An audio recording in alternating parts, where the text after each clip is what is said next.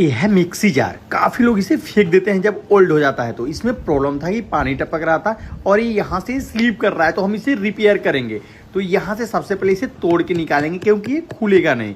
तो जो भी लोग मुझे फॉलो नहीं किए हैं वो लोग फॉलो कर लें और शेयर करना अपने दोस्तों के पास बिल्कुल ना भूलें। कभी कभी काम की भी चीज़ आप लोग शेयर कर लें और कमेंट में इसका रेट बताएंगे आपके मार्केट में ये कितने रुपये का बेस आता है। तो यहाँ पे हम अच्छे से फिटिंग कर लेंगे, जैसे रहता है वैसे फुल टाइट कर लेंगे ताकि ये घूमे नहीं। और फिर टाइट करने के बाद यहाँ पे वाशर लगा के एडजस्ट कर लेंगे इसके शाफ्ट को। और जो कैपलर होता है 10 रुपये का मार्केट में मिलता है, इसको अच्छे से हम टाइट कर लेंगे। कभी कभी वो भी घिस के